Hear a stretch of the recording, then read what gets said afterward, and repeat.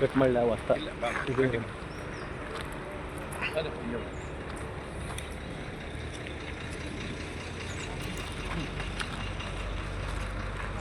ನಂಜನಗೂಡು ತಾಲೂಕು ಬಣ್ಣಾರಿ ಸಕ್ಕರೆ ಕಾರ್ಖಾನೆಯಲ್ಲಿ ಸಾಕಷ್ಟು ಜನ ರೈತರು 1 ವರ್ಷದ ತನಕ ತಮ್ಮ ಕೊಬ್ಬನ್ನು ಕರಗಿಸಿ ಕಬ್ಬನ್ನು ಬೆಳೆದು ಈ ಕಾರ್ಖಾನೆಗೆ ಪೂರೈಕೆ ಮಾಡ್ತು ಅಂತ ಹೇಳಿದ್ರೆ ಈ ಕಾರ್ಖಾನೆ ಆಡಳಿತ ಮಂಡಳಿ ಬಣ್ಣಾರಿ ಸಕ್ಕರೆ ಕಾರ್ಖಾನೆಯ ಅಳಗಂಚಿ ಮುಂದ್ಗಡೆ ಮೇನ್ ಗೇಟಲ್ಲಿ ಒಂದು ವೇ ಬ್ರಿಡ್ಜನ್ನು ಮಾಡಿ ಅಂತ ಹೇಳಿದ್ರೆ ಇವತ್ತರೆಗೂ ಕೂಡ ಸರ್ಕಾರಗಳು ಸ್ಪಂದಿಸ್ತಾ ಇಲ್ಲ.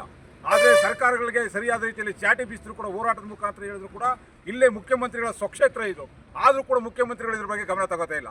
ನಾವೆಲ್ಲರೂ ಕೂಡ ಹೋರಾಟ ಮಾಡಿ ರೈತರು ನಮಗೆ ತೂಕದಲ್ಲಿ ಮೋಸ ಆಗ್ತದೆ ಅಂತ ಹೇಳಿದ್ರೆ ಅದರ ಗಮನವನ್ನು ಹರಿಸ್ತಾ ಇಲ್ಲ.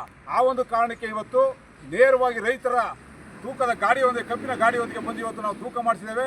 ಆ ತೂಕದಲ್ಲಿ ಸುಮಾರು 450 ರಿಂದ 500 kgಯಷ್ಟು ವ್ಯತ್ಯಾಸಗಳು ಕಾಣ್ತಾ ಇದೆ.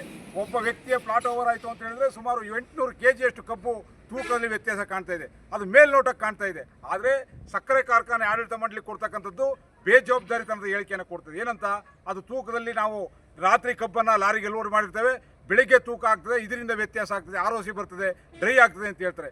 ನಮಗೆ ನಿಮ್ಮ ಡ್ರೈ ಅಂತಕ್ಕಂಥದ್ದು ಮತ್ತೊಂದ್ರ ಬಗ್ಗೆ ನಮಗೆ ಗಮನ ಇಲ್ಲ. ನಮಗಿರ್ತಕ್ಕಂಥದ್ದು ಒಂದೇ, ನನ್ನ ಪ್ಲಾಟ್ ಓವರ್ ಆದ ತಕ್ಷಣ ತೂಕ ಬರಬೇಕು, ಏನು ಕಾರ್ಖಾನೆಯ ಮುಖ್ಯ ದ್ವಾರದಲ್ಲಿ ವೇ ಬ್ರಿಡ್ಜನ್ನು ಮಾಡಬೇಕು ಅಂತಕ್ಕಂಥದ್ದು ಕರ್ನಾಟಕ ರಾಜ್ಯ ಕಬ್ಬು ಬೆಳೆಗಾರರ ಸಂಘದ ಆಶಯವಾಗಿದೆ. ಈ ಹೋರಾಟಕ್ಕೆ ರೈತರೆಲ್ಲ ಜೊತೆಗೂಡಬೇಕು.